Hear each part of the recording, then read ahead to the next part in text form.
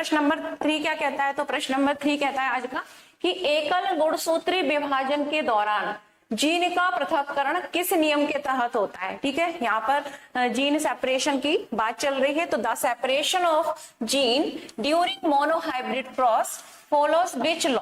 ठीक है, यानी कि अगर किस तरीके का हम क्रॉस कराएं, मोनोहाइब्रिड क्रॉस कराएं, तो इसके दौरान ठीक है जो जीन का सेपरेशन होता है, जीन का पृथक्करण होता है, वो किस लॉ के अकॉर्डिंग होता है? पहला लॉ है स्वतंत्र संयोजन का नियम, यानी कि लॉ ऑफ इंडिपेंडेंट असॉर्टमेंट। ठीक है, सेकंड अगर बात करें, इसमें दिया है ऑप्शन में कि पृथक्करण का नियम, यानी कि लॉ ऑफ सेग्रीगेशन।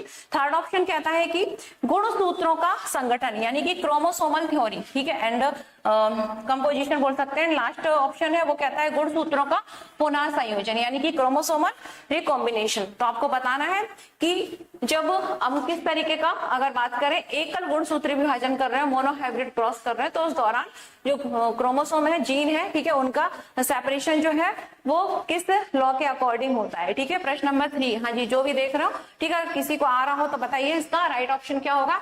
तो इसका राइट ऑप्शन होगा पृथक्करण का नियम। क्या होगा? पृथक्करण का नियम, लॉ ऑफ सेग्रीगेशन। ठीक है, लॉ ऑफ सेग्रीगेशन के अकॉर्डिंग इसमें क्या होता है? ठीक है, जीन का पृथक्करण होता है। क्या होता है? जीन का पृथक्करण हो जाता है लॉ ऑफ सेग्रीगेशन के तहत। ठीक है, काफी महत्वपूर्ण लॉ है। चलिए, तो पृथक्करण का नियम कहता क्या है देख लेते हैं कि लॉ ऑफ सेग्रीगेशन आखिर क्या कहता है। तो लॉ ऑफ सेग्रीगेशन कहता है कि प्रत्येक जीन के कितने एलील्स होते हैं? 2 एलील्स होते हैं। कोई भी एक जीन है उसके कितने एलील्स होते हैं? 2 एलील्स होते हैं।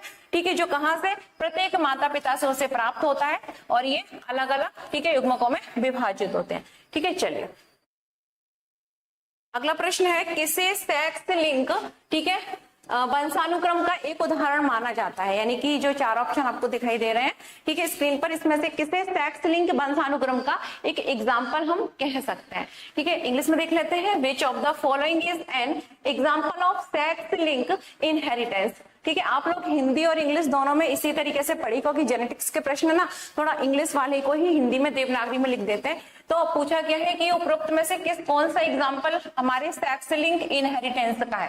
पहला ऑप्शन है हीमोफीलिया, सेकंड ऑप्शन है रतौंधी, थर्ड ऑप्शन है muscular dystrophy, and last option है हमारा उपरोक्त सभी। यानी कि जो तीनों रोग हैं ठीक है, ये किसके एग्जाम्पल है? सेक्स लिंक जो इनहेरिटेंस है उसका, उसके तहत इन्हें माना जाता है। ठीक है, पहला ऑप्शन है हीमोफीलिया, रतौंधी कलर ब्लाइंडनेस के रूप में जिसे जानते हैं, third option muscular dystrophy, and last option है उपरोक्त सभी। हाँ जी, तो जो भी अगर हमारा क्लास देख रहे हैं और उनको अगर ठीक है इसका आंसर आ रहा हो तो आप आंसर दीजिए। तो इसका राइट आंसर मैं बता रही हूँ, इसका राइट ऑप्शन होगा हमारा उपरोक्त सभी।